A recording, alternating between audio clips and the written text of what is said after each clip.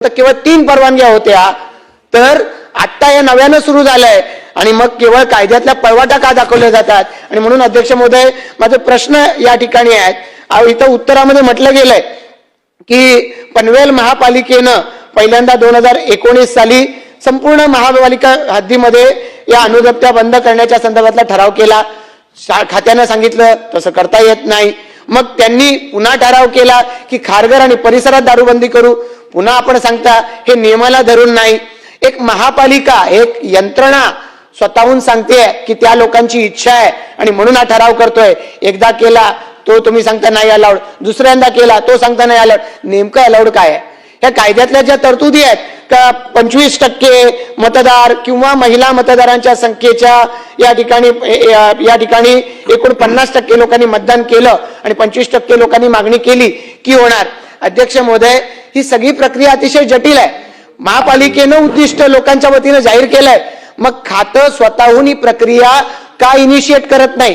का या पद्धतीनं कलेक्टरला ते सांगू शकत नाही? आणि माझी आज विनंती आहे या प्रश्नाच्या माध्यमातून दादांना की खात्यानं याला सुरुवात करावी. कलेक्टरला सांगावं की तुम्ही मागणी करा, जेव्हा मतदान होईल त्याला आम्ही तयार आहोत.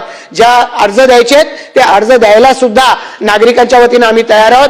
पण सगळ्यात महत्वाचा प्रश्न की 14 नोव्हेंबर 2007 ला जर ग्रामपंचायतीच्या पूर्ण क्षेत्रामध्ये दारूबंदी झालेली होती, जर 2016 साली ते क्षेत्र महापालिकेमध्ये समाविष्ट झालं, तर कायद्यात कुठं तरतूद आहे की ग्रामपंचायतीची महापालिका झाली म्हणजे त्या क्षेत्राची या ठिकाणी दारूबंदी रद्द झाली? ही तरतूद कुठे आहे?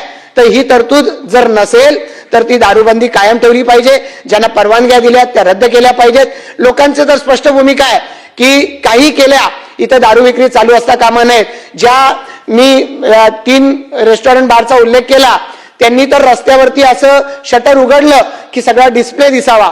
म्हणजे सगळ्या कायद्यांचं उल्लंघन केलं जातं. त्यांना परमिट रूम असते, तेवढ्या क्षेत्रातच विक्री केली जाते. इथं तर शटर उघडून प्रदर्शन या तुम्हाला दारू या ठिकाणी विकता येईल.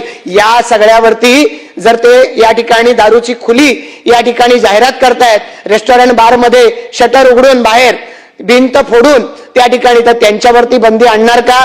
आणि अशी खारघर वासियांची इच्छा आहे या ठिकाणी दारूबंदी झाली पाहिजे. तर पहिला प्रश्न होता, ग्रामपंचायतीचं क्षेत्र महापालिकात समाविष्ट झालं तर ती दारूबंदीचा निर्णय व्यापक होतो का?